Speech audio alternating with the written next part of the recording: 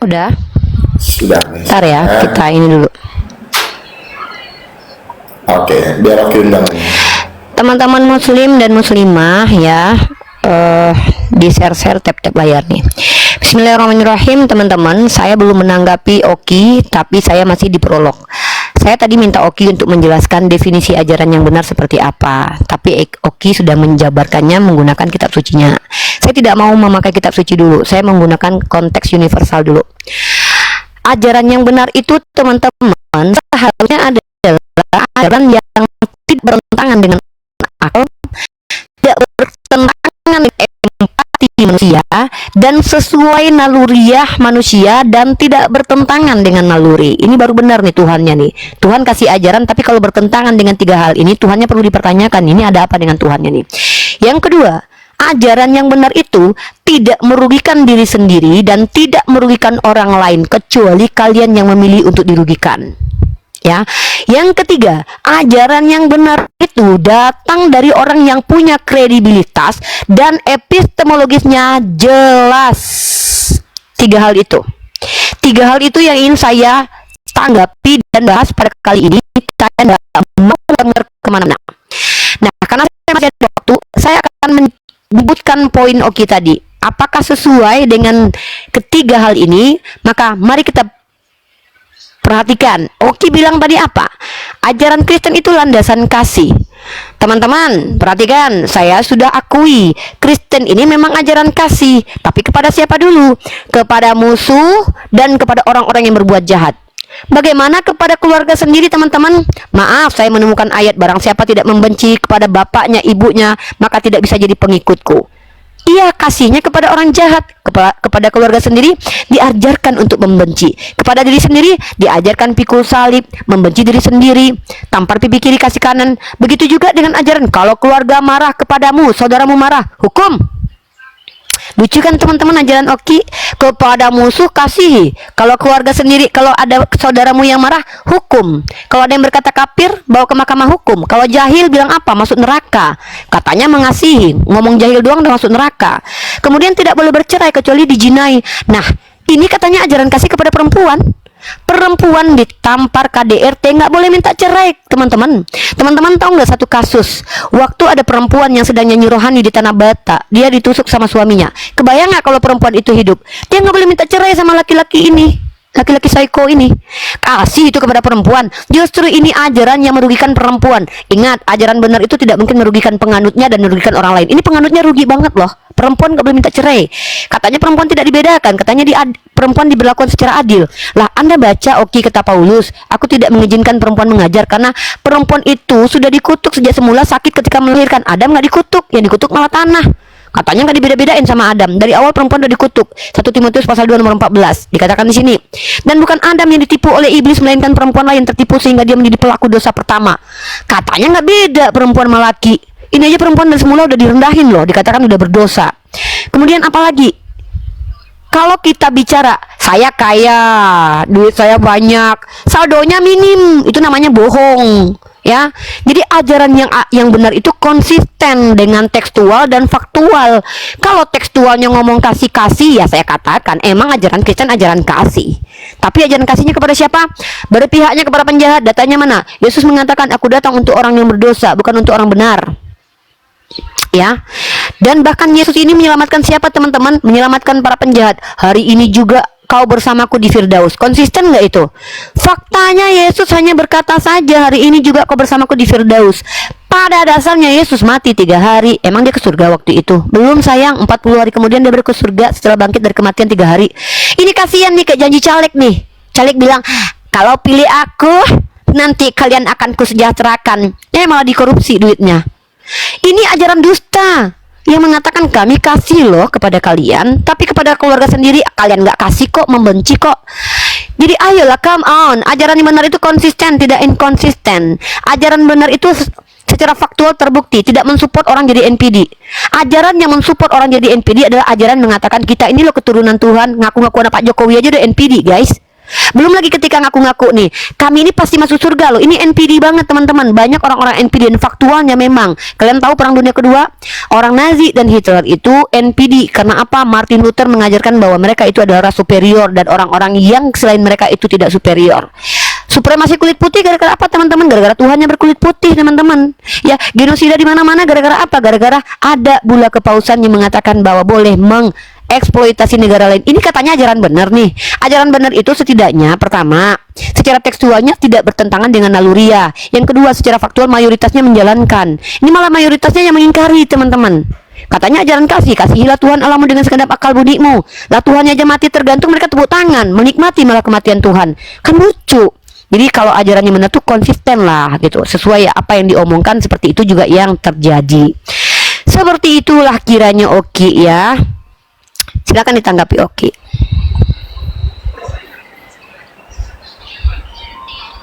Oke, silakan Anda diterima. Ya teman-teman, kita mau tanggapi dulu. Sebenarnya di opening statement itu jangan semua simbol dulu, tapi tidak apa-apa, karena ini riba langsung menyenggol. Yuk kita tanggapi teman-teman di dalam iman kekristenan. Oke, di dalam kekristenan teman-teman, arti kita mengasihi penjahat itu bukan berarti kita membenarkan apa yang dia perbuat. Misalnya teman-teman, ada orang yang merampok rumah kita. Ada orang yang merampok rumah kita, maka dia akan tetap menjalani hukumannya ketika dia ditangkap polisi. Tetapi apa? Untuk kita terus mendoakan dia. Semoga apa? Semoga dia bertobat. Semoga keluarganya diselamatkan. Itu arti selamatkan. Itu arti selamatkan. Itu arti selamatkan. Itu arti.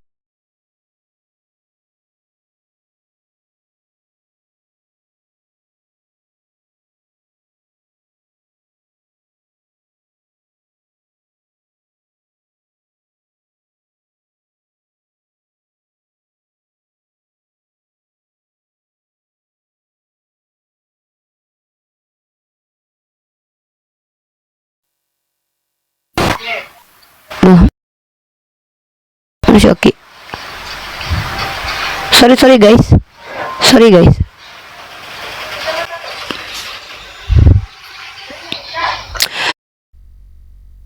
Sorry teman-teman. Oki, sorry tadi keputus, wifi-nya mati, Dek. Oke, siap. Boleh diulang lagi ya? Boleh ya. Kita ulang lagi ya. Oke, silakan. Kita uni undang nih match ya. Oh, uni yang terima, oke. Oke teman-teman, jadi di dalam iman kekristenan, arti kata mengasihi itu bukan berarti kita membenarkan apa yang dilakukan oleh penjahat. Misalnya, seperti yang saya analogikan tadi, ada penjahat merampok rumah kita. Nah ketika dia ditangkap polisi, dia akan tetap menjalani hukuman yang sudah didakwakan terhadap dia. Nah tetapi kita sebagai orang Kristen diperintahkan oleh Tuhan apa? Untuk tetap mendoakan dia. Semoga apa? Semoga dia bertobat, dengan jalan dia masuk penjara, nanti dia berubah dan akhirnya keluar dari penjara, nanti tidak melakukan hal yang sama. Itu bentuk kasih di dalam iman Kristen. Bukan kalau misalnya ada perampok masuk rumah kita, teman-teman, ada perampok masuk rumah kita, terus nanti masuk penjara, keluar dari penjara, terus nanti kita bunuh. Bukan seperti itu di dalam iman kekristenan. Jadi itu adalah bentuk kasih di dalam iman Kristen. Tapi kita tidak membenarkan apa yang dilakukannya. Misalnya ada perampok merampok rumah kita, terus memperkaos istri kita. Itu dia tertangkap teman-teman, dia tertangkap. Ya dia akan tetap menjalani hukumannya. Tetapi kita diajarkan Tuhan yang sangat luar biasa.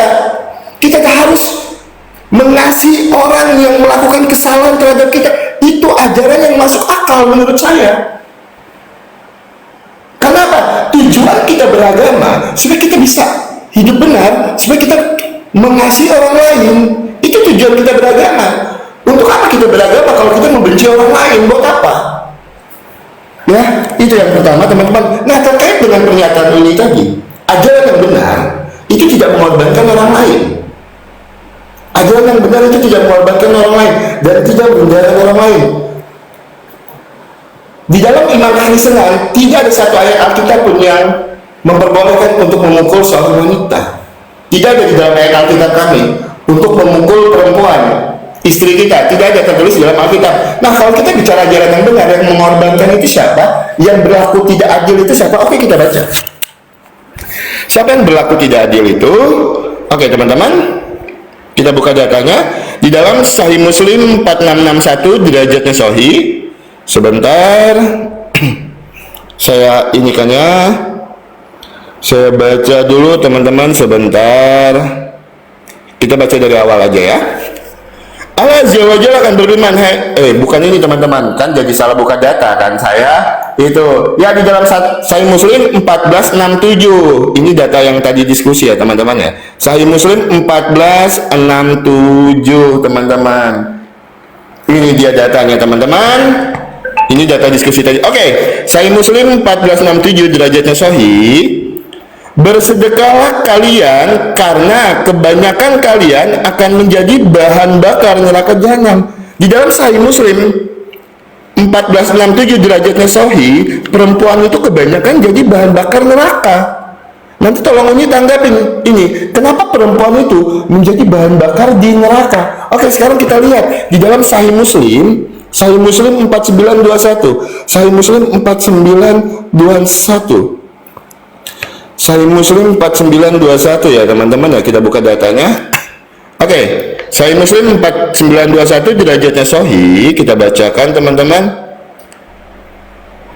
Rasulullah bersabda bahwa kaum wanita adalah penghuni surga paling sedikit. Bahkan perempuan itu penghuni surga paling sedikit. Gimana keadilannya? Gimana keadilannya? Kalau perempuan itu jadi bahan bakar di neraka, perempuan itu penghuni surga paling sedikit, gimana keadilannya? Letak keadilannya teman-teman. Kalau di dalam iman kekristenan seperti yang saya bilang kan, seperti yang saya sampaikan tadi, Kejadian 1 ayat 26 sampai dengan 27, laki-laki dan perempuan itu diciptakan menurut gambar dan rupa Allah, dan tidak dibeda-bedakan ketika masuk neraka nanti. Tidak ada perempuan itu jadi bahan bakar di dalam neraka, tidak ada perempuan itu jadi penghuni surga paling sedikit. Itu di dalam Alkitab jelas dikatakan seperti itu teman-teman ya. Dan di dalam Alkitab juga tidak ada diajarkan untuk memukul istri kita, baik lo memukulnya secara lembut, secara apa, tidak ada di dalam Alkitab kita diajarkan seperti itu. Nah, sebentar ini tanggapi dari dua data yang saya bawakan tadi. Di dalam Sahih Muslim 1467 derajatnya sahih, kalau perempuan itu adalah bahan bakar di neraka. Dan Sahih Muslim 4921, wanita itu kenapa jadi penghuni surga paling sedikit? Silakan menjadi Pak tanggapi. Oke, saya jawab cepat-cepat. Itu informasi yang diberitakan oleh Allah, karena memang faktanya banyak perempuan yang zalim kepada suaminya. Bukti kalau kamu lihat, cek ya, saya seorang, belum ya? Silakan. Oki mungkin belum pernah mengadakan penelitian, karena saya mahasiswi, saya pernah membuat sebuah penelitian bersama teman-teman mahasiswi. Ternyata perceraian paling banyak dilakukan diminta oleh perempuan, bahkan tanpa ada alasan. Dalam Islam memang seperti itu. Perempuan yang meminta bercerai kepada suami tanpa ada dasar, maka mereka akan masuk surga. Dan kamu lihat hadis itu, konteksnya apa? Perempuan yang zalim kepada suami. Ya, kamu pahami itu ya. Itu informasi Oki, bukan kami diajarkan untuk bersikap tidak adil ya. Ajaran dengan informasi beda ya Oki. Oki sepertinya substansinya udah kehilangan nih. Kita tentang ajaran yang tidak benar. Ajaran yang tidak benar tuh begini Oki nih, 1 Korintus pasal 14 nomor 34 sampai 35. Perempuan harus berdiam diri di dalam jemaat, sebab tidak diperbolehkan bagi mereka untuk berbicara, melainkan harus takluk seperti juga dikatakan oleh hukum Taurat nih. Perempuan tidak diberikan hak berbicara sama seperti laki-laki. Ini baru ajaran nih, tidak adil nih. Oke, bedain ajaran sama informasi aja nggak bisa. Imamat pasal 27 nomor 3 sampai 7 nih. Nilai seorang laki-laki itu 50 shikal. Kalau perempuan hanya 30 shikal, Oki. Harga diri perempuan nggak ada ya, Oki ya. Bahkan anak perempuan boleh dijual dalam kitab perjanjian lama, Oki. Ini Tuhannya Oki ya. Lanjut, dalam 1 Timotius pasal 2 nomor 11 sampai 14, seorang perempuan harus belajar dengan berdiam diri. Aku tidak mengizinkan perempuan mengajar atau memerintah laki-laki. Oke, nggak bisa nih perempuan jadi presiden. Oke, ini nggak ada hak lagi nih. Efesus pasal 5 nomor 22 sampai 24. Hai istri, tunduklah kepada suamimu seperti kepada Tuhan. Nah, masalahnya adalah ketika Oki bilang kami tidak diajarkan memukul. Faktanya kalian ketika perempuan bonyok ditabok nggak boleh minta cerai. Ini lebih parah, Oki. Kalau laki-laki punya hak ketika dia misalnya istrinya durhaka kepada dia, pertama, dia harus pisah tempat tidur dulu, artinya dia pisah ranjang dulu. Kedua, dinasehati. Setelah tidak mau juga karena dia yang menjadi otoritas dan kepala rumah tangga, dia memukul. Mukulnya bukan yang memukul yang sampai bonyok. Tunjukin Nabi Muhammad pernah mukul bonyok istrinya sama sahabat. Ayo tunjukin, dibenarkan sama Rasulullah. Nah, tapi di iman kalian, udah bonyok perempuan nggak boleh teman-teman minta cerai. Sekarang saya tanya sama Oki untuk pembuktian nih. Oki, katanya tadi kalau ada perempuan diperkaos ya, Oki tidak boleh melawan. Saya tanya nih, berdasarkan ayat janganlah melawan orang yang jahat kepadamu. Kalau istri Oki diperkaos depan mata Oki, Oki boleh nggak melawan orang yang memperkaos? Jawab dengan jujur Oki ya. Ini baru bukti nih ajaran benar atau enggak masuk logika. Katanya masuk logika. Kalau kami, hak laki-laki dan perempuan itu diberikan sama dalam mata Allah, dalam ibadah. Tapi secara natur memang kami berbeda. Arijalu qawwamuna 'ala nisa. Laki-laki itu pemimpin bagi perempuan. Nah, jadi kalau laki-laki misalnya punya hak istrinya kurang ajar ya boleh dia memukul tapi tidak sampai bonyok. Kalau emang sampai bonyok tunjukin data dan faktanya. Buktinya saya pernah mukul anak saya kok. Emang nggak boleh orang tua mukul anak? Emang ada orang tua yang nggak pernah mukul anak? Anak itu kadang harus dipukul untuk menyadarkan mereka bahwa mereka salah. Ini baru ada tanggung jawab kepada anak dan kepada istri. Oke, nggak diajarkan bertanggung jawab. Bahkan istrinya kalau diperkodok depan dia mah dia nggak boleh ngelawan, karena dia akan membiarkan. Paling dia minta izin, minta tolong sama orang Islam mungkin. Tolong dong Yonatan Nandar, istri aku diperkaos nih, karena kamu boleh ngelawan orang yang jahat, silakan kamu lawanin. Dia mah diam aja. Ini ajarannya logika. Ini nggak masuk akal. Justru membiarkan istri diperkaos depan mata dengan alasan mengikuti perintah Tuhan yang kasih. Berharap supaya pemerkaosnya gini ya. Kata Oki gini, saya berharap nanti kepada Tuhan Yesus tolong jamah hati yang memperkaos. Istrinya udah selesai dipakai, dia berharap bahwa si orang ini bertobat. Ini nggak make sense, ini nggak masuk logika. Ini nggak masuk logika. Nah, lanjut lagi di Bilangan pasal 5 nomor 11 nomor 31. Nih ya, ini ada ritual untuk menguji istri yang diduga berselingkuh. Perempuan kalau seandainya tidak perawan malam pertama dirajam sampai mati. Katanya ajaran kasih, nggak boleh mukul loh kita. Perempuan nggak perawan aja dirajam sampai mati depan rumah keluarganya. Apaan nih? Kemudian nih Hakim-Hakim pasal 19, ada nggak laki-laki jadi gundik dalam Bible? Nggak ada. Perempuan jadi gundik ada. Seorang laki-laki menyerahkan gundiknya kepada sekelompok pria yang memperkaosnya sampai mati. Ada nggak laki-laki jadi gundik? Nah, coba kamu perhatikan ini ajarannya benar nggak ini? 1 Petrus pasal 3 nomor 1. Hai istri, tunduklah kepada suamimu. Perhiasanmu janganlah secara lahiriah melainkan manusia batinnya. Tunduklah kepada suamimu akan segala sesuatu. Kalau suaminya misalnya nabok, tetap terima, tunduk. Katanya ajaran normal ini. Dengar teman-teman ya, kalau Oki hanya mengatakan sesuatu yang bukti itu hanya klaim, saya juga bisa Oki. Nah, informasi yang diberikan Rasulullah itu bukan ajaran, tapi informasi bahwa di surga lo nanti banyak perempuan yang masuk neraka. Faktanya yang jadi prostitusi itu yang banyak laki-laki apa perempuan? Perempuan. Yang banyak berawratnya laki-laki apa perempuan? Perempuan. Ya wajar lah perempuan banyak masuk neraka. Emang kenapa? Bukan berarti perempuan gak ada masuk surga. Yang faktanya tuh kamu, Tuhan kamu udah ngutuk perempuan dari awal. Melahirkan, memberi keturunan aja adalah kutukan Tuhan. Ini yang namanya diskriminasi terhadap perempuan. Makanya dulu perempuan banyak jadi budak. Kenapa? Karena ternyata perempuan itu sudah berdosa sejak semula, kata orang Kristen. Paulus yang ngajarin. Makanya gak boleh ngajar, gak boleh berbicara di depan jemaat. Ini baru diskriminasi kepada perempuan. Coba kamu jawab tuh. Saya nggak perlu bawa dalil kamu lah untuk kamu counter. Saya cuma nanya, andai istrimu diperkaos depan matamu, boleh nggak kamu melawan orang yang memperkaosnya? Itu aja sebagai pembuktian kalau ajaranmu tuh masuk akal. Itu aja Oki.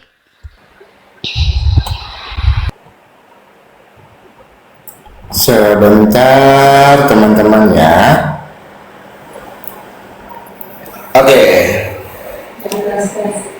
Oke teman-teman, ketika Uni menjelaskan tentang Alkitab ini, ketika saya menunjukkan data tadi berbicara, saya tunjukkan datanya, saya balik kameranya, jadi saya bisa cross check. Uni bisa cross check apa yang saya bawakan.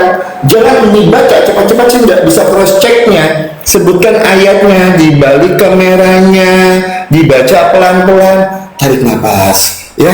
Oke teman-teman, kita tanggapi.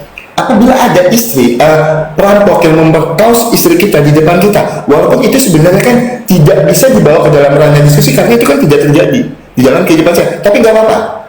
Kalau saya kalau saya ada misalnya ada di posisi seperti itu, saya akan menahan itu sampai tidak terjadi. Bukan berarti dengan saya harus memukul si perampok. Tangkap, serahkan kepada kepolisian. Itu. Nah, kita berdiskusi menggunakan sesuatu yang akademis yang pernah terjadi. Diskusi macam apa sesuatu yang tidak terjadi di dalam kehidupan saya, kamu bawa ke dalam ranah diskusi. Jangan gunakan logikal falasimu ketika kejar-kejar. Itu tidak terjadi di dalam kehidupan saya. Karena itu tidak terjadi di dalam kehidupan saya. Apakah itu terjadi di dalam kehidupan saya? Makanya saya cuma bisa menggambarkan seperti apa yang harus saya lalui nanti. Karena itu tidak terjadi di dalam kehidupan saya. Sedangkan yang saya bawakan, Oki itu tidak bisa membedakan antara informasi dan ajaran. Oke, yang tertulis di dalam hadis itu adalah ajaran. Informasi yang disampaikan oleh Nabi Muhammad, banyak penduduk wanita di surga itu penduduknya paling sedikit. Itu adalah suatu informasi yang saya tanya tadi, di mana bentuk keadilannya? Itu si Oki tidak bisa membedakan antara informasi dan ajaran. Lu betul, itu adalah informasi Nabi Muhammad. Kalau itu adalah informasi yang disampaikan Nabi Muhammad, Nabi Muhammad, kalau wanita itu adalah penghuni surga paling sedikit. Nah, yang saya tanya, kenapa wanita penghuni surga paling sedikit? Itu yang saya tanya tadi, di mana keadilannya? Kok tidak bisa membedakan informasi dan ajaran, bro? Ajaran di dalam iman Kristen diinformasikan melalui Alkitab, tertulis di dalam Alkitab. Landasan dasar iman Kristen tertulis di dalam Matius. Itu informasinya. Saya dapatkan dari mana? Saya dapatkan dari Alkitab. Masa nggak bisa bedakan informasi dan ajaran? Dari mana kita mendapatkan informasi itu? Ya dari Alkitab. Kalau saya tidak baca Alkitab, saya tidak tahu landasannya. Aduh ya teman-teman ya. Ya, tolong kalau berdiskusi balik kameranya, tunjukkan datanya seperti yang saya tunjukkan. Ini saya dari tadi ketika saya membawakan narasi, saya selalu bersumber data. Ketika saya bertanya, karena apa? Biar tidak menjadi framing. Oke. Musnad Ahmad 76. Nah, Allah bersabda, seorang terputus oleh wanita dan air. Kalau baik, kenapa? Kenapa?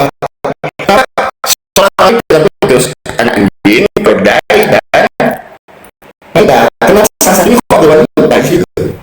Ada apa dengan wanita ini? Ada apa dengan wanita sebenarnya? Itu kalau nggak pakai data, karena ini tidak bertanya hal yang tentang keimanan saya, jadi saya tidak jawab pakai data. Tapi kalau saya bertanya menggunakan data, kalau menjawab pakai data, tidak hadis yang saya bawakan, tolong bantah pakai data semua. Di dalam hadis Muslim tadi 2 data tidak dibantah pakai data. Sekarang saya tunjukkan lagi datanya. Kenapa wanita itu jadi penghuni surga paling sedikit? Tolong jawab pakai data. Kenapa wanita itu menjadi bahan bakar di neraka seperti hadis yang saya tunjukkan? Jawab pakai data.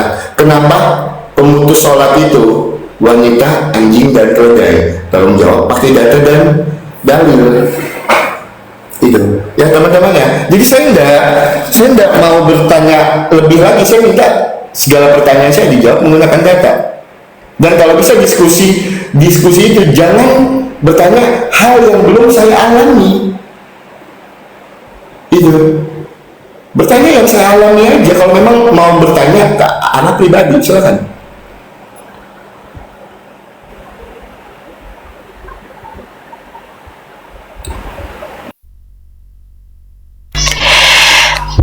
Kenapa saya katakan Oki ini minim literasi tapi banyak bicara? Dia tidak bisa membedakan informasi yang bentuknya adalah apa yang sudah terjadi dan akan terjadi dengan ajaran. Teman-teman perhatikan ya, beda ya. Ajaran itu apa yang diajarkan, perintah, larangan, dan hukum-hukum yang mengatur apa yang harus kita lakukan di dunia.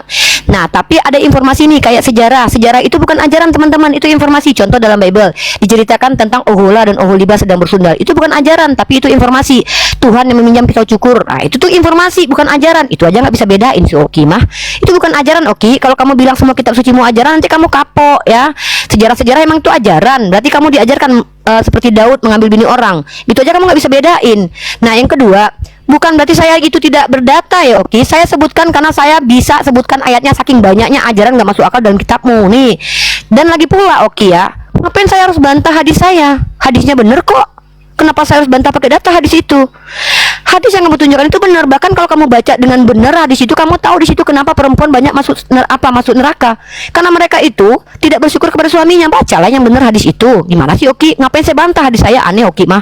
Oki, kalau kamu masih menginginkan ayat di kitab kamu mengingkari ayat di kitab kamu, ya udah saya tunjukin aja deh ayat di kitab kamu. Ya nih, di ayat kitab kamu nih contoh.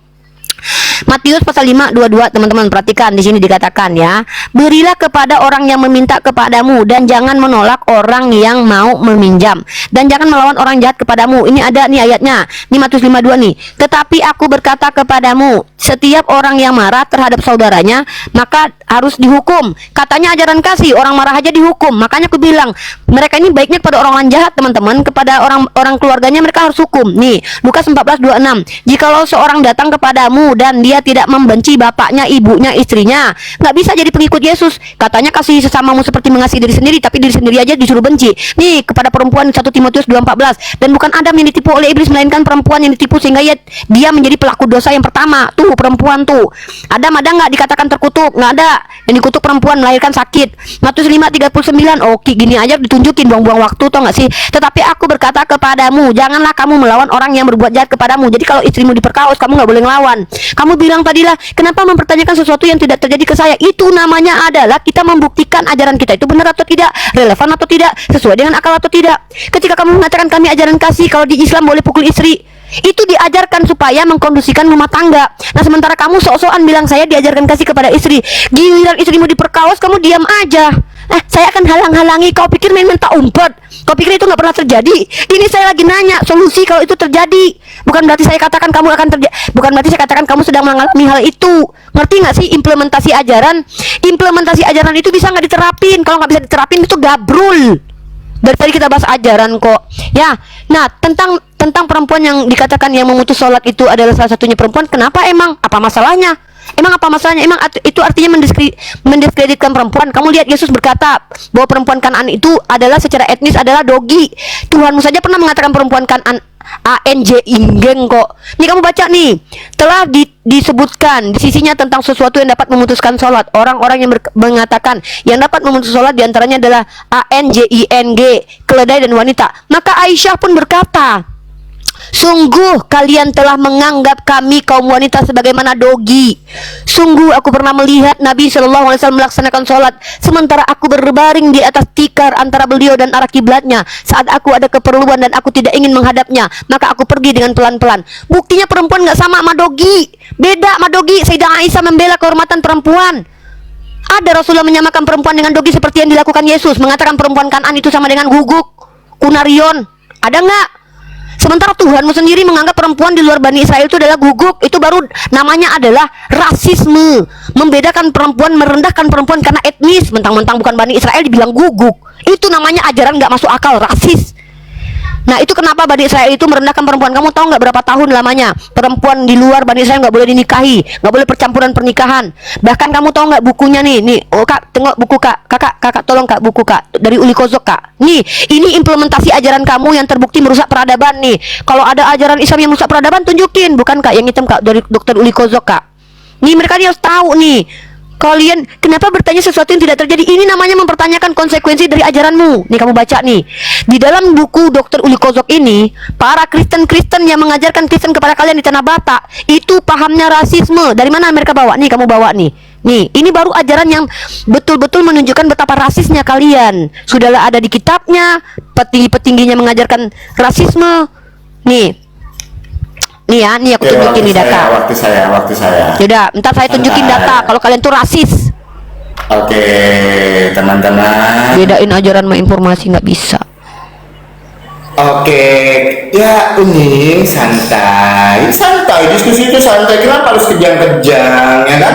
Rasis, santai. Tapi kenapa Sumi? Belum banyak data yang saya tunjukkan ini udah kejang-kejang, ya kan? Santai loh, tarik napasnya katanya lagi puasa. Jangan marah, kan saya tidak memframing segala narasi saya ketika saya bertanya. Saya punya sumber dan data. Apa ada framingan saya? Tidak ada. Ya, nah tolong buktikan. Tidak pernah Tuhan Yesus mengatakan seorang perempuan itu sebagai anjing. Itu bukan untuk perempuan. Bukan untuk perempuan itu dikatakan Tuhan Yesus. Ya, tolong tolong bukakan datanya untuk saya setelah ini ya, karena itu Tuhan Yesus berkata itu bukan menunjuk kepada seorang perempuan itu. Loh, saya bertanya yang tertulis di dalam hadisnya. Kalau pemutus sholat itu adalah wanita, anjing, dan keledai. Loh, kok malah kejang-kejang? Saya tidak memframing, saya cuma membaca yang tertulis. Tidak ada ayat yang saya lebih-lebihkan, tidak ada ayat yang saya kurang-kurangi. Kenapa kejang-kejang ini? Ya, itu. Oke, teman-teman. Loh, emang apa yang salah dengan itu? Kok santai kali jawabannya? Kenapa tidak menjawab menggunakan data dan dalil? Makanya seringkali saya bertanya, saya berbicara dengan teman-teman. Ketika Bang Oki bertanya, disitulah mereka mulai putar-putar. Segala narasi yang keluar dari mulut saya itu saya punya sumber data. Landasan saya ada antara informasi dan ajaran katanya. Saya tidak bisa membedakan. Lalu sekarang saya tanya, kalian mendapatkan informasi itu dari mana? Kalau kami orang Kristen, saya mendapatkan landasan dasar iman Kristen. Saya berani mengatakan, landasan dasar iman Kristen adalah ajaran kasih. Informasinya saya dapatkan dari mana? Sehingga saya bisa menyampaikannya. Ya dari Alkitab. Itu loh. Sesimpel itu kok nggak paham ya kan? Ini ya teman-teman, jadi saya gimana ya teman-teman ya, saya mau bertanya lagi gitu kan, saya mau membawakan data lagi, tapi ditanggapinya enak sekali, enggak dijawab pakai data. Saya tidak minta dibantah loh, saya tidak minta dibantah. Memang saya minta dibantah, saya cuma ditanggapi menggunakan data. Itu harus dibantah loh. Kalau itu sudah jawab pakai data.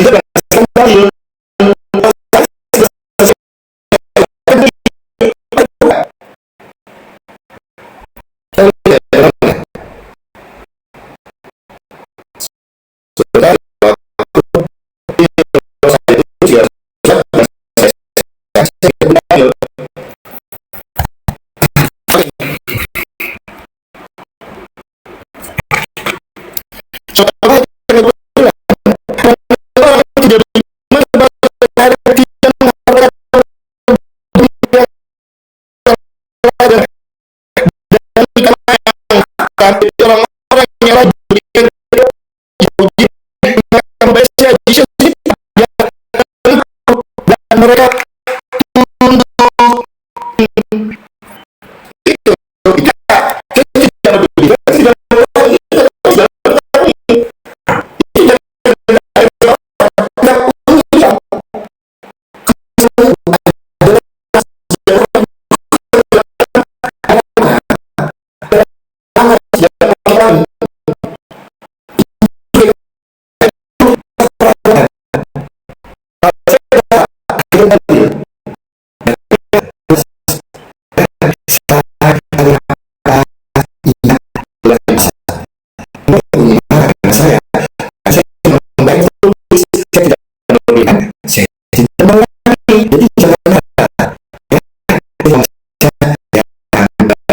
itu tidak berbeda, tidak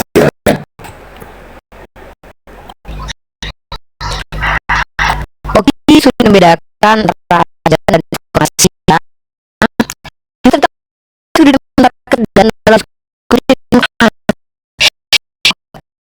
maka fase itu tunjukin bahwa itu pernah perempuan di dalam cerita itu rugi nih. Oke, belum pernah kita ya. Kalau ditanya ya, itu perempuan, itu perempuan. Nah, ketika ada seorang perempuan yang melakukan Yesus berkata kepadanya, biar anak-anaknya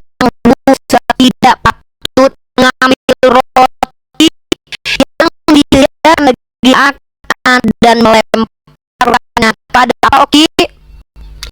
Dogi Oki ya. Ya itu dogi.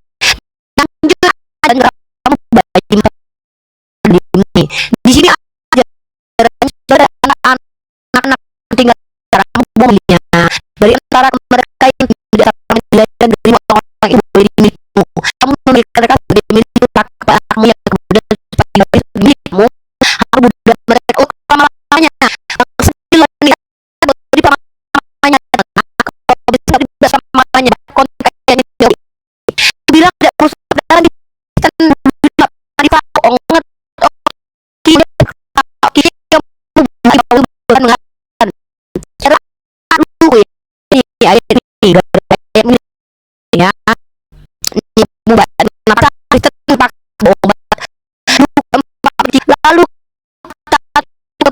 ya lalu dan salah orang-orang yang ada di situ masuk karena rumahku penuh. Si Oki tidak berindikasi pada kamu yang mengikuti sisi meratus tahun di siapa dan sini. Nah mereka membenarkan tindakan orang yang dan semut ayat dan Agustinus Agustinus dapat menggunakan kekuatan dan itu pada hambanya pergilah jalan dan salah orang ada di masuk ke rumah 400 tahun lebih terjadi dari orang yang berkeyakinan itu kan yang aku bilang kan ya ini penganiayaan oleh di sisi seberapa berapa nih ini namanya ajaran ajaran yang terus kita mengerti pada peradaban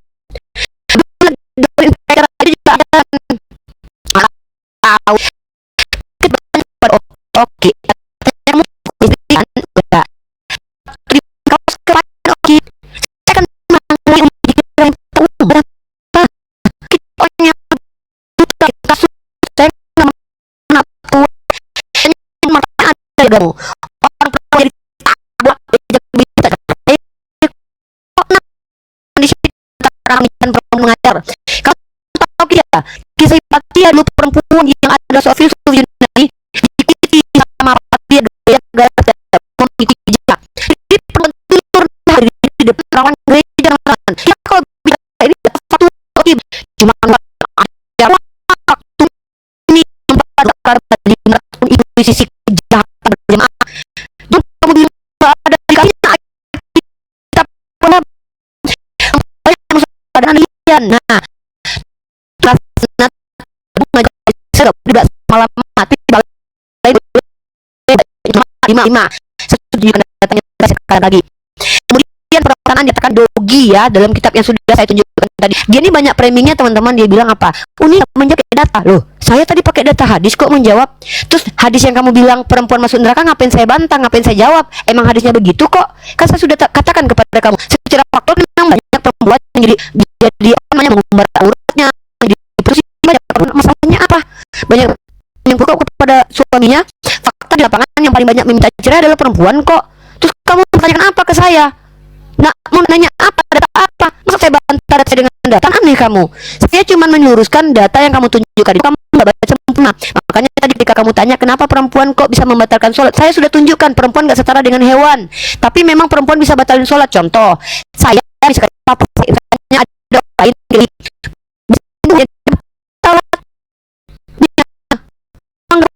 seperti kamu yang ya najis lihat aja kebanyakan framing kalau diskusi itu. Oke, jangan bahaya bahasa argumen saya. Kalau kamu tidak bisa membedakan ajaran dan informasi, kalau kamu bisa berkata dengan kemarahan, jangan diskusi, jangan kayak kejang tadi bilang ini tuh kayak kamu kemana-mana gegap lagi bicaranya ya nggak jelas itu ya. Bahas tuh perempuan ada nggak harganya di Kristen? Gagap lagi bicaranya ya, nggak apa-apa teman-teman ya. Oke teman-teman, dibilangnya kita menuduh apa yang saya tuduh di dalam imanmu itu tertulis di dalam kitab sucimu. Surat At-Taubah ayat ke-29 di dalam hadis, apakah ada kata-kata yang saya lebih-lebihkan? Apakah ada kata-kata yang saya kurang-kurangi? Di mana tuduhan saya? Di mana tuduhan saya? Apakah ada? Saya cuma bertanya. Kenapa wanita itu menjadi penghuni surga paling sedikit? Dibilangnya saya menuduh. Kan itu tertulis di dalam hadisnya. Kenapa saya yang menuduh? Nah itu, kalau yang menuduh itu seperti ini. Nih, ini yang menuduh. Ini yang ketahuan pendusta. Ya, di mana saya bilang tadi kalau perempuan itu mengatakan, kalau Tuhan Yesus mengatakan wanita itu anjing, perempuan itu seorang Yunani. Silopesia memohon kepada Yesus untuk mengusir setan-setan. Sebentar teman-temannya, Markus 7 ayat yang ke-27. Oke. Lalu Yesus berkata kepadanya, biarlah anak-anak kenyang dahulu, sebab tidak patut mengambil roti yang disediakan bagi anak-anak dan melemparkannya kepada anjing. Tidak ada Tuhan Yesus mengatakan perempuan itu anjing. Baca di ayat selanjutnya. Tetapi perempuan itu menjawab, benar Tuhan, tetapi anjing yang di bawah meja juga makan remah-remah yang dijatuhkan anak-anak. Nah ini yang menuduh. Tidak ada perempuan mengatakan anjing. Kalau saya membacakan yang tertulis tanpa saya tafsirkan, itu saya baca ya baca. Tidak ada yang saya lebih-lebihkan, tidak ada yang saya kurang-kurangi. Jadi kalau udah mulai panas ya begitu, ya kan? Oke teman-teman. Jadi gini ya teman-teman ya, diskusi ini apa menurut saya? Diskusi ini tanpa data. Karena apa? Cuma mau satu arah. Cuma mau satu arah. Terlihatnya ketika kita bertanya tentang imannya, saya jawab pakai hadis kok. Hadis mana yang Anda tunjukkan? Hadis mana yang Anda tunjukkan menjawab pakai hadis? Saya cuma bertanya, kenapa kok seakan-akan tidak adil? Kenapa kok wanita itu penghuni surga paling sedikit? Itu yang saya tanya. Saya tidak ada menuduh. Saya cuma bertanya, saya jawab pakai hadis. Hadis mana yang Mas sebutkan? Bacakan. Orang tidak ada hadis yang dibacakan dari tadi kok. Cuma membaca apa yang menjadi jawab data saya. Itu aja. Ya, saya tidak lebih fokus kepada penelitiannya. Saya tidak fokus kepada penelitiannya. Tapi mohon, diskusi itu seperti yang saya sampaikan tadi. Ya kalau buka data, santai ngomongnya. Itu diskusi itu apa ya teman-teman ya? Maksudnya gini, kita tuh bertanya sesuatu yang logik aja. Makanya saya bilang pertanyaannya itu tidak masuk akal tadi. Ketika istri Oki diperkaus, Oki akan melakukan apa? Dia tidak masuk akal menurut saya, karena itu tidak terjadi di dalam kehidupan saya. Emang saya ada bertanya dari tadi ke pribadian ini, hal-hal yang mendasar pada ini kan tidak ada. Saya cuma bertanya yang tertulis di dalam hadis dan Quran, dan itu tidak saya lebih-lebihkan, tidak saya kurang-kurangi. Saya baca sesuai yang tertulis di dalam hadis dan Al-Quran. Satu kata pun, satu tanda titik pun tidak saya lebih-lebihkan. Kenapa dibilang saya menuduh? Apa yang saya tuduh? Kecuali saya lebih-lebihkan, itu namanya saya menuduh. Saya cuma membaca yang tertulis kok. Itu ya teman-teman ya. Nah jadi gini, sebenarnya diskusi ini mau dilanjutkan kalau yang saya tanyakan tidak dijawab menggunakan data dan dalil. Nah bicara tentang Kristen itu, ajaran rasisme, mohon maaf, Tuhan Yesus tidak pernah mengajarkan kami perangilah orang-orang yang tidak menerima Tuhan Yesus. Nggak pernah. Tunjukkan buktinya di dalam Alkitab. Kalau ada ayat yang mengatakan perangilah orang-orang yang tidak beriman kepada Yesus, mana datanya? Nggak ada data seperti itu. Nah masalah Markus 7 ayat 27 saya tegaskan, di situ Tuhan Yesus mengatakan anjing bukan untuk perempuan itu. Makanya baca di ayat ke-28-nya. Ya teman-teman ya, terima kasih teman-teman, Tuhan berkati. Terima kasih, Tuhan berkati. Oke, teman-teman, oke lebih banyak curhat ya. Oki, diskusi itu harus kuat, Oki. Jangan mental melempem gitu, Oki. Masa menghadapi dunia aja udah kayak gitu. Kuat dari tadi. Ya, santai. Ya udah, jangan enggak lah. Bukan tegas itu bukan marah, Oki. Jadi gini ya, teman-teman ya. Oki misunderstanding, teman-teman. Ya, saya tidak mengatakan Oki menuduh. Saya cuma bilang, Oki, kamu kan bertanya. Kalau kamu baca ayat itu kamu tahu loh hadisnya kenapa perempuan masuk neraka banyak. Lah ngapain saya harus jawab lagi? Datanya kan udah kamu tunjukin, yaitu datanya. Nah, lanjut data yang selanjutnya, kata kamu tadi ada perempuan yang membatalkan sholat. Saya juga sudah jawab kan, memang perempuan membatalkan sholat kok. Buktinya saya bisa batalin sholatnya orang lain kalau saya bersentuhan kulit dengan dia. Tapi Sayyidah Aisyah menolak disamakan dengan hewan. Kenapa? Karena Rasulullah tidak pernah mengajarkan hal itu, Oki. Masa itu aja nggak paham? Kamu bilang saya nggak berdata. Kamu pikir saya ngapain dari tadi, Oki? Bolak-balik kamera capek saya nunjukin data malah dibilang nggak berdata. Kamu nggak membahas tentang orang Bani Israel. Itu bukan Tuhan kamu ya yang ngajarin Bani Israel itu boleh memperbudak orang di luar bangsa asing. Itu rasis loh, Oki. Kemudian kamu juga mengatakan bahwa bukan perempuan itu yang dikatain dogi. Nih aku tunjukin bagaimana pandangan Ibu Rita Wahyu nih. Masa orang seperti Ibu Rita Wahyu aja bisa kamu tolak ini ya? Nggak tahu lah ya, orang Kristen ini dasar-dasar kebenaran mereka tuh apa? Aku nggak ngerti, teman-teman ya. Nah, bahkan Bu Rita Wahyu mengakui bahwa Yesus sama dengan orang Yahudi zaman dulu menganggap perempuan itu seperti dogi, teman-teman ya. Seperti ANJING, teman-teman ya. Nah, makanya Yesus mengatakan perempuan itu sama seperti ANJING. Dia bilang dia bukan perempuan itu nih. Kamu perhatikan baik-baik nih, bagaimana tradisi Tuhanmu dan nenek moyang Tuhanmu menganggap perempuan di luar Bani Israel itu adalah ANJING. Nih ya, kamu lihat nih. Bahkan ayat ini ditanyakan oleh orang Kristen sendiri. Kenapa Yesus menyamakan ya, menggunakan terminologi ANJG untuk merujuk pada bangsa-bangsa non-Yahudi? Nih, kamu mau menolak nih. Maka Tuhan Yesus menggunakan terminologi ANJING untuk merujuk bangsa non-Yahudi. Ngeles lagi perempuan, bukan cuma perempuan, bangsa non-Yahudi. Ini siapa yang tulis? Bu Rita Wahyu. Gitu loh. Masa gitu aja nggak ngerti? Kamu bilang bukan sama perempuan itu. Memang perempuan yang lagi minta tolong. Tapi justru Tuhanmu, kata Bu Rita Wahyu, merujuk ANJING ini kepada bangsa di luar Yahudi. Ini rasis, membedakan karena etnis. Kamu baca baik-baik nih. Namun ada perbedaan yang tidak biasa dan perempuan itu dianggap terhadap perbedaan itu sebab Tuhan Yesus memakai istilah ANJIG dalam bentuk makna kecil nih, Berarti memang perempuan itu yang dirujuk sebagai kunarion. Kamu bilang untuk bukan perempuan itu. Ini kamu bantah nih Bu Rita Wahyu. Jangan berdusta lah ketika diskusi itu. Kalau kamu mau asumsi sendiri ya silahkan. Yang kamu tanyakan itu apa sama saya? Kamu kan bertanya kenapa perempuan banyak masuk neraka. Saya jawab pakai hadis itu, bahwa memang perempuan banyak masuk neraka karena mereka banyak ingkar kepada suami. Ya kamu baca hadis itu, kekufuran terhadap suami. Fakta-faktanya kan begitu. Terus kamu bilang, maaf Uni, Tuhan Yesus tidak pernah mengajarkan untuk perangilah. Bohong lagi kamu nih. Heran saya nih. Banyak banget bohongnya Oki. Memerangi katanya, Tuhanmu aja berperang untuk Bani Israel turun-temurun kok melawan suku Amalek. Itu apa itu? Bukan Tuhan, bukan Yesus itu. Berarti bapaknya Yesus. Berarti Yesus lebih baik daripada bapaknya. Dia membaca nih. Tumpaslah dengan mata pedang kota itu dengan segala isinya. Kenapa coba ditumpas? Karena tidak beriman kepada Tuhan yang sama dengan Bani Israel. Ini disuruh bukan perangi lagi, ditumpaslah ini. Apaan sih ini? Bilang ini bukan Yesus ya, ini bapaknya. Ya udah. Kalau gitu Yesus adalah Tuhan terbaik di antara bapak. Bapak lebih buruk daripada Yesus. Aku aja gitu. Nih katanya nggak ngajarin perang. Jadi pergilah sekarang, kalahkanlah orang Amalek, tumpaslah segala yang ada padanya, janganlah ada belas kasihan kepadanya. BUNUH lah semuanya, laki-laki maupun perempuan nih. Anak-anak juga salah apa nih Ki, anak-anak nih? Kenapa anak-anak disuruh habis ini?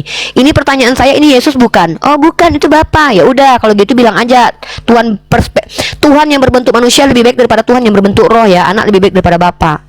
Katanya ajarannya konsisten. Gimana sih? Itu Tuhanmu nih, saya tunjukkan data nih kalau kalian itu adalah orang-orang rasis ya. Siapa yang ngajarin? Kalian tuh dapat informasi agama kalian dari orang RMG itu. Nih kamu baca nih, kamu nggak tahu kalau kamu dapat mana.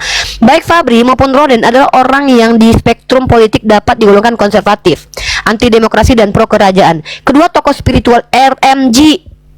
Kamu tahu RMG ini, Renice Mission Gesellschaft, yang dilanjutkan oleh HKBP, Gereja HA Batak. Ini juga dipengaruhi oleh paham pada saat itu sangat dominan, yaitu paham rasisme dan nasionalis. Rasis gara-gara apa sih Roden ini rasis? Gara-gara kitabmu. Kamu baca makanya buku. Kamu nanya saya buat apa? Nih Roden mengaitkan interpretasinya dengan paham rasisme yang mengidentifikasikan 5 ras menurut warna kulit: putih, kuning, merah, coklat, dan hitam. Menurut Roden, warna kulit keturunan Nabi Nuh ditentukan oleh derajat dosa yang dipikulnya. Semakin berdosa semua bangsa, semakin berubah bentuk dan warna kulitnya. Semakin hitam warna kulit sebuah bangsa, semakin berdosa bangsa itu. Roden ini kamu tahu nggak siapa? Petinggi RMG. Dia terpengaruhi oleh kitabmu sendiri, di mana dia mengatakan Nuh mengutuk bangsa Kan'an. Nih kamu tahu si Fabri ini? Bawa faktualnya ke saya. Ini baru wawasan yang luas. Ya, di kitab saya memang ada aturan-aturan, tapi Tuhan saya itu adil. Kalau memang faktanya dia banyak masuk neraka, ya masuk neraka aja. Ngapain mentang-mentang perempuan? Kalau memang perempuan berdosa, ya masuk neraka. Emang kenapa? Faktanya memang banyak perempuan kufur kok kepada laki-laki. Faktanya kan banyak tuh. Kamu lihat aja di pengadilan agama. Yang minta cerai siapa? Laki atau perempuan? Itu aja nggak ngerti ah. Ya, habis waktunya ya. Masih waktu saya. Oke, teman-teman, kita tanggapi dulu teman-teman. Katanya di dalam 1 Samuel 15 ayat yang ketiga, di situ disuruh memerangi orang yang tidak beriman kepada Yesus. Oke, kita lihat perikopnya saja sudah menjawab itu. Oke, sedang berbicara tentang apa? Saul ditolak sebagai raja.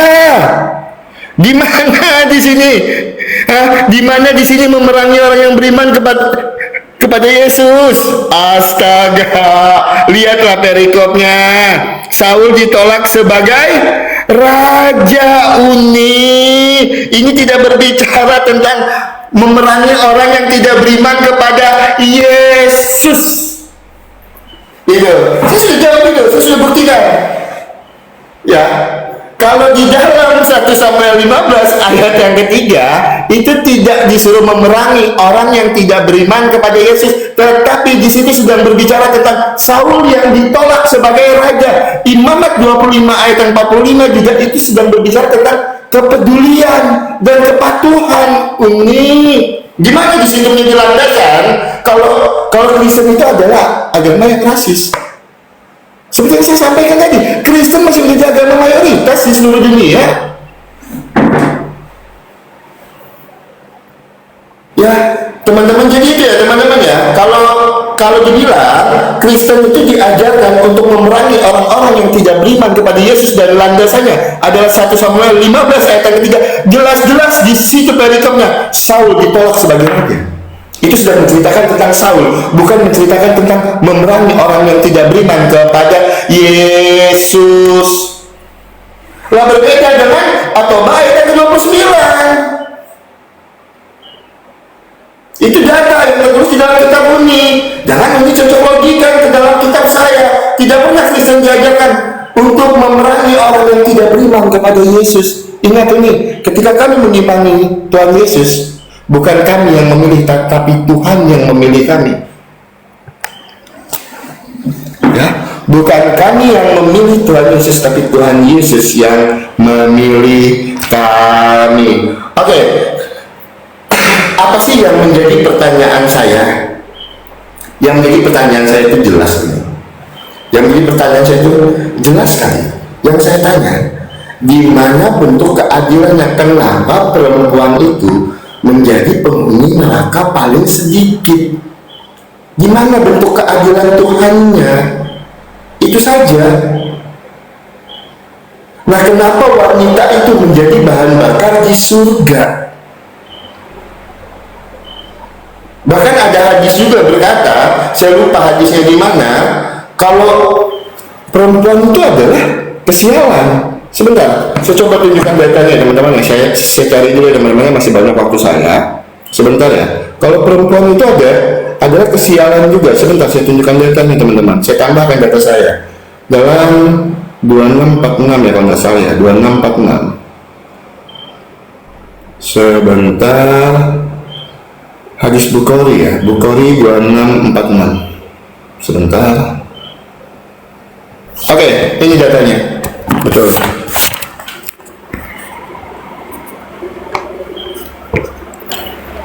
Hadis Bukhari 2646, derajatnya sahih. Kita baca. Aku mendengar Nabi bersabda, sesungguhnya kesialan ada pada 3: kuda, wanita, dan tempat tinggal. Ini data. Saya tidak melebih-lebihkan, saya tidak mengurang-urangi. Pertanyaan saya, kenapa Wanita selain penghuni surga paling ngeri sedikit, selain menjadi bahan bakar di neraka, selain pemutus sholat, wanita juga dianggap sebagai kesialan. Di dalam hadis Bukhari 2646 itu data derajatnya sahih. Silakan dijawab. Kenapa wanita itu adalah sebuah kesialan? Sesungguhnya kesialan ada pada tiga, pada kuda, wanita, dan tempat Oke, kalau tinggal. baca hadis tolong jangan dipotong-potong lah. Dari tadi kebiasaan tuh saya sudah tunjukkan semuanya. Mana yang bacakan saya semuanya. potong? Mana yang saya potong? Ya semua, ini? bacakan semuanya, bacakan semuanya Ini ya, bacakan semuanya. Sesungguhnya kesialan pada tiga, Iya. kuda, wanita, dan tempat Bacakan, tinggal. Mana? Mana datanya? Bacakan Gimana? dari bacakan dari atas dulu. Nabi Ya. bersabda, sesungguhnya kesialan ada pada tiga hal, pada kuda, wanita, dan dari tadi saya sudah baca, udah nggak ada yang bisa dibaca lagi. Dari tadi saya baca sampai Ya, oke, habis oke. nih. Nah, oke, saya jawab. Ya udah ini waktunya udah habis ya, saya jawab ya.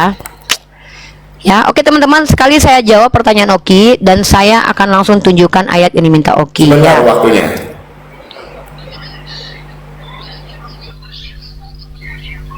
Teman-teman perhatikan ya, inilah Islam. Islam itu jangan karena kamu perempuan tiba-tiba kamu pasti masuk surga, nggak begitu. Adilnya Tuhan itu di mana? Oke, yang bertanya, di mana adilnya Tuhan?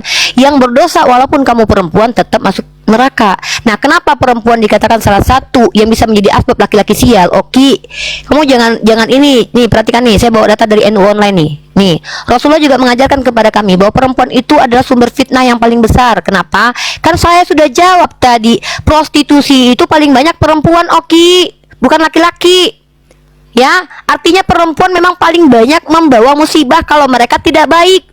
Bukan perempuan baik-baik, karena perempuan soleha tidak mungkin menjadi musibah bagi laki-laki. Nih, aku tidak meninggalkan fitnah yang lebih besar bagi laki-laki selain perempuan. Nih, wajar laki-laki jadi sial nih. Tadinya dia soleha, gara-gara perempuan dia bisa jadi salah jalan. Abu Sa'id Al-Khudri juga meriwayatkan hadis yang lainnya. Ketahuilah, takutlah kalian terhadap dunia dan para wanita. Ini artinya laki-laki disuruh berhati-hati kepada perempuan, karena kalaupun mereka soleh, sesoleh apapun, mereka bisa salah jalan karena perempuan. Ya, kamu nggak bisa bedain ya antara realitasnya perempuan lebih banyak jadi prostitusi lebih banyak perempuan. Nah, dan bahkan aurat perempuan lebih banyak. Fitnah dalam Al-Quran juga dikatakan. Inilah kenapa kamu kan tanya, jawabnya pakai data Uni ini, saya jawab pakai data nih dari situs NU Online yang menjabarkan kenapa perempuan bisa membuat laki-laki sial, karena dia menjadi fitnah. Nah, sekarang kamu bilang nggak ada Tuhan saya ngajarin gitu. Kamu pikir ayatmu cuma di Samuel doang. Sedangkan yang tidak menerima Saul aja jadi imam itu disuruh habisi nyawanya sama Tuhanmu. Itu rasis namanya. Rasis namanya itu. Ketika tidak mengikuti satu imam lalu disuruh tumpah sama Tuhan, itu namanya rasis. Tuhan yang aneh. Siapa yang mempersembahkan korban kepada Theos kecuali kepada Tuhan sendiri haruslah diapain? Dicium kudus, diampuni, haruslah ditumpas. Ini ajaran rasis nih. Katanya ajaran saya tidak memaksakan orang. Nih, dan kota itu dengan segala isinya akan dikhususkan bagi Tuhan untuk dimusnahkan. Tuhanmu sendiri mengkhususkan satu kota untuk dimusnahkan. Buat apa? Buat apa Tuhan memusnahkan ini? Hanya Rahab bahkan pesundal sendiri selamat nih. Belum lagi kamu belum membahas imamat ini. Di mana Bani Israel ini rasis gara-gara Tuhanmu. Gara-gara kitab sucimu ini Bani Israel jadi rasis. Mereka itu boleh memperbudak. Kamu lihat nih dalam kitab imamat, bahkan orang cacat juga gak berguna di agamamu. Katakanlah kepada Harun begini, setiap orang dari antara keturunanmu turun-temurun yang bercacat badannya, janganlah datang mendekat untuk mempersembahkan santapan Theos. Tuhanmu ini katanya Tuhan yang baik. Orang cacat aja nggak boleh mendekat loh, merusak kekudusan Tuhan loh kalau orang cacat. Padahal cacat itu permintaan orang nggak? Itu rasis. Membedakan orang karena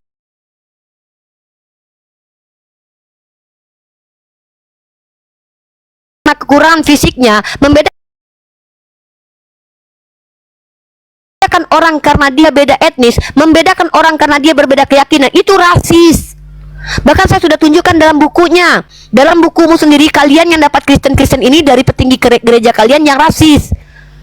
Kamu bilang Yesus tidak, nih, bahkan kamu belum menanggapi nih, katanya ajaran kasih. Jikalau seorang datang kepadaku dan ia tidak membenci bapaknya, iya, aku bilang, ajaran kalian itu kasih kepada penjahat. Penjajah kalian kasih, tapi keluarga sendiri kalian benci. Ini nggak pernah kamu bahas dari tadi, aku nggak tuntut banyak sama kamu. Aku cuma mau kamu tanggapin aja penjelasannya gimana. Kok di sini diajarkan membenci kepada keluarga sendiri?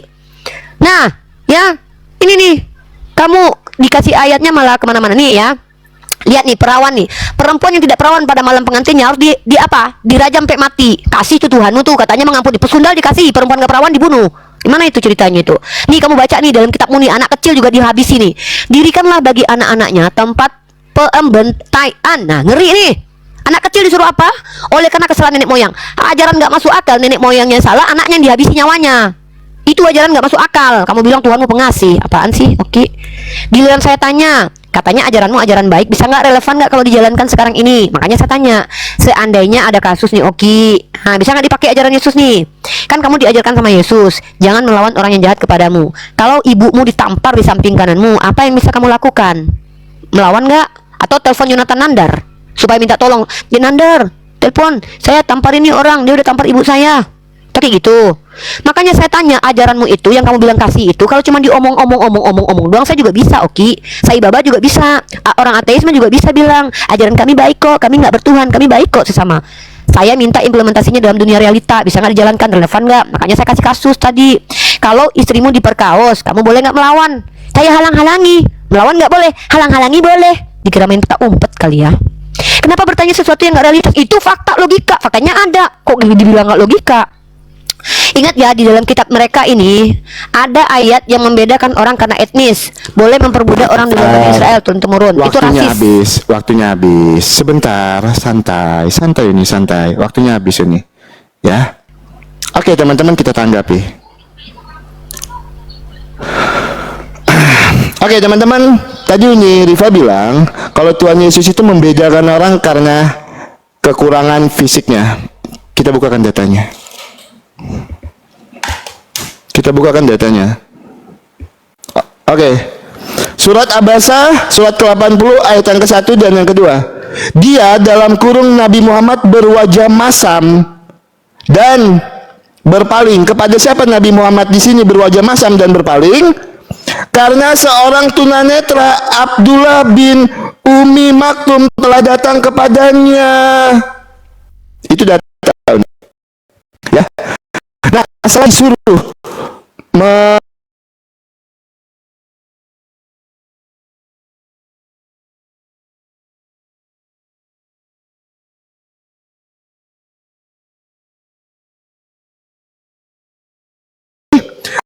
apa yang tertulis di dalam Alkitab itu memang banyak dialami oleh teman-teman Kristen.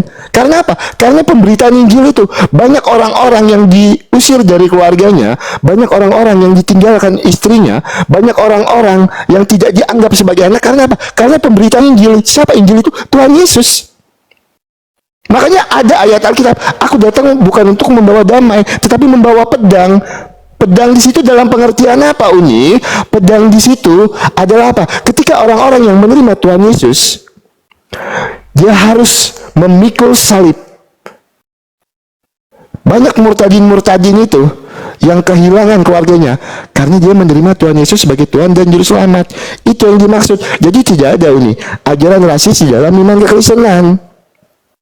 Makanya saya sampaikan tadi, di dalam iman kekristenan tidak ada tertulis perangilah orang-orang yang tidak beriman kepada Yesus. Tidak ada tertulis ayat seperti itu nih. Bahkan Uni bawakan di dalam 1 Samuel tadi, itu adalah Raja Saul sedang berbicara tentang Raja Saul, bukan pengajaran. Bukan Tuhan Yesus menyuruh memerangi orang-orang yang tidak beriman kepada Yesus. Mohon maaf, itu sedang berbicara tentang Raja Saul. Ya, itu sedang berbicara kepada Raja Saul. Nah, itu yang kedua. Yang ketiga, saya mau tanggapi. Apabila ada orang yang menampar ibu saya di depan mata saya, berulang kali saya sampaikan kepada Uni, bertanya sesuatu yang belum pernah terjadi di dalam kehidupan saya. Lah, itu kan harus kamu implementasikan di dalam kehidupan kamu. Tapi apakah saya akan mengalami itu? Kita nggak tahu. Ya. Nah, tapi seandainya, oke, sekarang saya jawab, seandainya saja itu terjadi, walaupun tidak pernah terjadi di dalam kehidupan saya, tapi kalau orang tua saya dihujat karena pemberitaan Injil, itu banyak terjadi. Itu sudah saya alami. Apakah saya balas dengan menghujat orang tuanya? Tidak. Saya ampuni, saya maafkan, saya doakan. Saya dituduh Faruk Syanipar menikahi ibu saya, ketika diskusi, saya ampuni, saya maafkan. Apakah saya hujat orang tuanya Faruk Syanipar? Oh, tidak. Lah, itu ajaran kasih di dalam iman Kristen. Kami tetap mengasihi orang lain. ketika orang tua saya dihujat. Nah sekarang ketika orang tua saya ditampar, misalnya ya, ketika orang tua saya ditampar di depan mata saya, loh, saya serahkan yang menampar ini kepada pihak berwajib. Kita doakan lagi supaya apa? Supaya bertobat, supaya berubah. Kita tangkap yang menampar ini, serahkan kepada orang yang berwajib, pihak yang berwajib. Selesai masalahnya. Padahal hal itu belum terjadi di dalam kehidupan kita. Tapi kalau orang tua saya dihujat, itu terjadi di dalam kehidupan saya, di dalam ranah diskusi saya, sering terjadi. Tapi saya tidak balas untuk menghujat orang tuanya, enggak. Saya ampuni, saya maafkan. Oke. Ini tadi menjawab pertanyaan saya. Ya memang wanita itu banyak membawa musibah. Ya sudah. Kalau dia seperti itu ya sudah. Saya tidak akan bertanya lanjut tentang hal itu. Pertanyaan saya, kenapa Nabi Muhammad berwajah masam kepada seorang tunanetra, Abdullah, di dalam surat Abasa ayat 80 ayat yang 1 dan yang kedua. Saya minta penjelasannya aja nih. Saya tidak minta data, saya cuma minta dijelaskan ayat itu. Kenapa Nabi Muhammad berwajah masam kepada seorang tunanetra di dalam Quran 80 ayat yang ke-1 dan yang kedua. Itu saja yang jadi pertanyaan saya. Masalah wanita saya anggap sudah selesai karena Uni sendiri sudah menjawab. Kalau wanita itu memang membawa musibah, ya sudah. Berarti wanita di dalam iman ini itu banyak membawa musibah di dalam iman Uni Rifa. Kita nggak bisa bantai teman-teman ya, itu iman Uni. Kita cuma bertanya, sudah dijawab ya sudah. Kita tidak akan berpolemik di situ. Ya teman-teman Kristen, kencengin tutup layarnya biar roomnya aman, tidak gampang rungkat.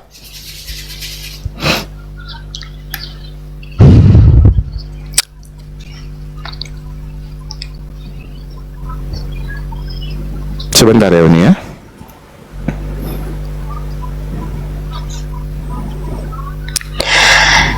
Tolong bedakan wanita baik-baik dan wanita soleha itu beda. Makanya kami kalau umat Islam itu kalau berbicara ada penekanannya. Wanita yang tidak baik pasti menjadi musibah. Gimana sih? Makanya ada dalil. Ya, kalau seandainya satu negara itu perempuannya buruk, maka negara itu buruk. Ya, jadi wanita buruk memang membuat musibah. Apa masalahnya? Memang begitu kok. Emang pesundal itu mau berkabar beda di Kristen. Di Kristen justru jadi pesundal masuk surga. Kita beda kualitasnya, oke. Kalau di Kristen jadi pesundal masuk surga, kalau di Islam wanita perempuan pesundal itu yang membawa musibah. Nah, saya tadi membawa ayat berkali-kali tapi tidak ditanggapi teman-teman ya. Saya bingung. Dia meminta saya menanggapi ayat-ayat yang dia bawa, dia nggak nanggapi nih. Saya masa Samuel lagi yang dibahas. Saya sudah ganti ayat loh. Sedangkan dalam Samuel itu tadi yang tidak menerima Saul aja jadi pemimpin itu dihabisi sama Tuhan. Rasis nggak Tuhanmu itu? Nih, Keluaran pasal 22 nomor 20. Siapa yang mempersembahkan korban kepada Theos kecuali kepada Tuhan sendiri haruslah dicium kudus, oke? Ditumpas, oke? Nih Yesus atau bukan nih, oke? Nggak ditanggapin tadi. Belum lagi. Dan kota itu dengan segala isinya akan dikhususkan bagi Tuhan nih. Bahkan Tuhan mengkhususkan suatu kota untuk ditumpas nih. Cuman pesundal doang. Makanya pesundal membawa berkah dalam Kristen, tapi pesundal dalam Islam membawa musibah. Betul. Memang beda kelas kita. Belum lagi nih orang-orang cacat nih. Ya, katakanlah kepada Harun begini, setiap orang dari antara keturunanmu turun-temurun yang bercacat badannya janganlah datang mendekat untuk persembahan santapan. Theos, membedakan orang karena etnis. Itu rasis. Membedakan perempuan karena dia dikatakan berdosa karena dia yang pertama, yang kedua diciptakan. Rasis. Mengatakan orang cacat tidak berhak merusak kekudusan Tuhan, itu rasis. Ya itu rasis namanya, ya. Nah, kemudian tentang surah Abasa. Justru di surah Abasa itu Rasulullah itu ditegur sama Allah. Karena Rasulullah bermuka masam kepada orang buta. Emang apa masalah bermuka masam kepada orang buta? Kan dia juga nggak lihat, kan tidak mencederai hatinya. Nah, tetapi sungguh pun begitu Rasulullah bermuka masam kepada orang yang tidak melihat muka beliau yang masam itu, Rasulullah ditegur sama Allah. Artinya tidak boleh membedakan orang cacat dengan orang yang tidak cacat. Di ayat kitabmu orang cacat nggak boleh masuk ke rumah Tuhan, menjadi asbab rumah Tuhanmu tidak kudus, oke? Untung ya laki-laki Kristen ini kalau buah kalian tuh nggak normal, buah PLR-nya harus normal. Kalau terpotong, kalau pecah nggak boleh masuk ke jemaat Tuhan. Ngeri ini ajaran yang membedakan bentuk fisik, bentuk kulit, dan juga ajaran yang membedakan etnis. Ini, nah, kamu lihat ya. Nah, latar belakang nih, saya kasih kamu data nih. Bentar ya. Nah, iya, kamu tahu nggak kenapa Rasulullah itu pada waktu itu bermuka masam? Beliau sedang berdialog dengan pemuka Quraisy. Pada waktu itu Ibu Maktum ini bersemangat sekali ingin mendapatkan informasi dari Rasulullah. Beliau memegang baju apa mengganggu Rasulullah. Rasulullah itu akhirnya bermuka masam. Apa masalah? Emang beliau merendahkan orang buta? Enggak. Kan beliau bermuka masam sama orang buta. Yang kurang ajar itu adalah Tuhan yang bilang orang cacat itu melanggar kekudusannya. Dia yang ngizinin orang cacat. Emang ada orang cacat minta jadikanlah aku cacat Tuhan? Ini orang lahir cacat, orang berbongkol, orang kedil nggak boleh masuk jemaat Tuhan. Ini rasis banget nih ajaran nih. Bahkan orang sakit aja, sakit lepra itu di Kristen itu, aduh dibatasi nih. Aduh dilaporin aku nih. Teman-teman aku dilaporin ya guys. Nah, belum lagi teman-teman si Oki belum menjawab nih. Gimana nih Tuhan kamu Oki nyuruh habisi nyawa anak kecil nih. Nih. Dirikanlah bagi anak-anaknya tempat pembantai. Ah, nih, gimana nih? Anak kecil dihabisi gara-gara dosa nenek moyangnya. Rasis nggak tuh? Mentang-mentang anak kecil nggak bisa berbuat apa-apa ditumbalin gara-gara nenek moyangnya salah, itu baru rasis. Oke, Uni close dulu, Oke. Nanti Uni live kan lagi biar Uni minta pertemanan lagi ya. Ya. Anggap aja waktunya udah habis. Saya minta kamu tanggapi data-data semua. Uni close dulu karena Uni di apa? Akunnya Uni di apa? Di ban, dibatasin. Gimana Oki nanggapin datanya? Kan Uni live lagi, terus Uni minta pertemanan lagi, minta PK lagi. Oke, siap, lanjut. Siap, lanjut. Oke, siap, lanjut.